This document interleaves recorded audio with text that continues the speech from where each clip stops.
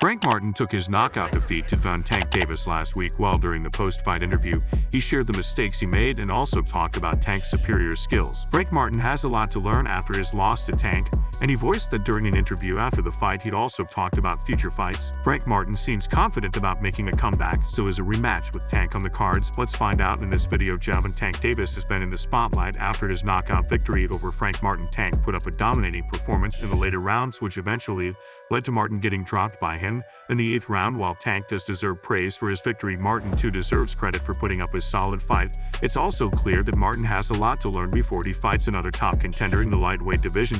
Frank Martin was also mentally strong after his defeat.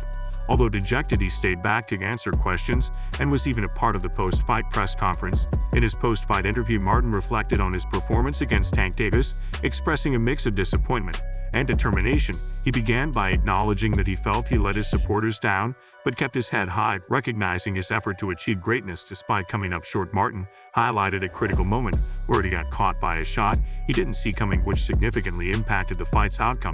He thanked everyone involved in the event, particularly mentioning his promoter Errol Spence and Two Promotions, and assured his fans that he would come back stronger by reviewing the fight, improving and growing as a boxer. Speaking of the fight, Martin explained that his performance began while controlling the early rounds with effective movement and jabs. However, he noted a shift around the 5th or 6th round, attributing it to his tendency to get too comfortable on the ropes, a habit his trainer Derek had warned him about during training camp. This comfort on the ropes allowed Davis to capitalize on opportunities, a point Martin stressed as a critical mistake. Addressing Davis's power, Martin acknowledged it, but emphasized that Davis's true skill lay in his ability to land precise, powerful shots. Martin described Davis as a smart and sneaky fighter who knows how to deliver punches that can end a fight quickly. He admitted that to beat someone like Davis, a fighter needs to box intelligently and stay alert throughout the match, as Davis is adept at exploiting any momentary lapses. When asked about his experience handling the big event and crowd, Martin felt he managed the situation well, maintaining focus and not letting the audience distract him. He described his approach as tunnel vision, once in the ring concentrating solely on his opponent. Martin also praised Davis's boxing skills, noting his ability to set traps and adapt to different styles. He mentioned that the trap Davis set, which led to the decisive punch, was one they had anticipated but fell into due to his comfort on the ropes. Martin emphasized Davis's versatility and adaptability in the ring, acknowledging him as a slick and experienced fighter. It seems like Martin learned a lot by fighting Tank in his first high-profile fight, though the combined lack of experience and errors during the fight led to Frank Martin's defeat. He already gained plenty of experience from the fight.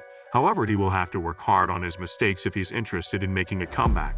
But what did Martin say about making a return to the ring? In another interview, Martin discussed his immediate plans and future aspirations after this bout. Martin acknowledged the grueling nature of the fight and expressed his intention to take some time off for a much-needed vacation. He mentioned his desire to relax, enjoy some barbecue at Dallas, and spend time recuperating. This break, according to Martin, is essential for him to process his first professional loss and to clear his mind before focusing on his return to the ring. Martin's approach to his time off is not just about rest.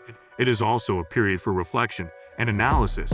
He emphasized the importance of reviewing the fight footage to understand his mistakes and identify areas for improvement. Martin plans to dissect what went wrong, what he could have done better, and where he can grow from this experience. This self-assessment is a crucial part of his strategy to come back stronger and better prepared for future fights. Regarding his return to the ring, Martin did not have a specific opponent in mind. He stated that his primary focus right now is on personal growth and learning from his recent bout. The loss against Davis was a significant moment in his career, and Martin intends to take the lessons from this fight seriously.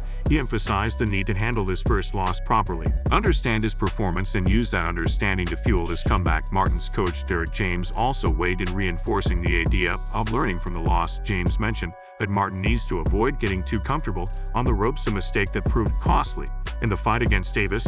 He highlighted the importance of staying active and sharp, even when defending, to prevent opponents from exploiting such moments of vulnerability. The discussion extended to Davis' skills, with Martin acknowledging Davis's ability to set traps and his punching power. Martin once again admitted that he got caught in one of Davis's traps, which was a scenario they had anticipated but failed to avoid during the fight. This recognition of Davis's strategic prowess further underscores Martin's commitment to improving his defensive strategies and overall boxing intelligence. Sean Porter and Errol Spence recently did a podcast interview where both shared their thoughts on Davis and Martin, providing insights into their perspectives on both fighters. Errol Spence emphasized the importance of staying focused, especially given that this was Frank's first time on such a big stage. Spence acknowledged Tank Davis's experience and mental games, advising Martin to maintain his composure amidst Davis' attempts to get into his head. He pointed out that every great fighter faces a moment where they need to overcome such psychological battles to prove their greatness. Yeah, you said we'll bounce back, yeah?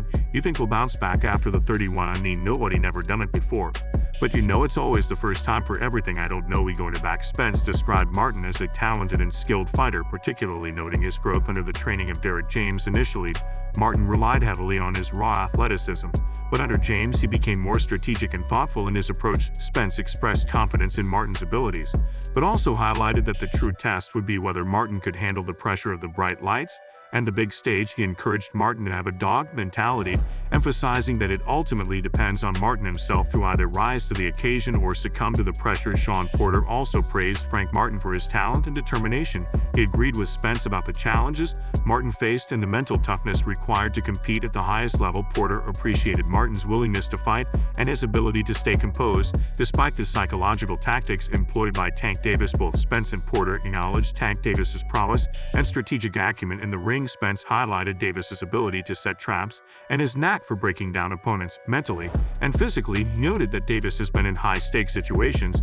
multiple times, giving him an edge in terms of experience and composure. Spence also pointed out that Davis's team, including Leonard Ellerby, focused on the mental aspect of the fight, reminding everyone of Davis's extensive experience and trying to undermine Martin's confidence. Spence emphasized to Martin that overcoming this mental challenge was crucial for his growth and success as a boxer. The conversation also delved into Spence and Porter's reflections on their own experiences, particularly their memorable fight on September 28, 2019. Both fighters acknowledged the intensity and quality of their bout, with Spence describing Porter as a relentless competitor who fights to the death. Porter, in turn, admitted that he had to pull out all the stops to compete, with Spence recognizing the challenge he posed.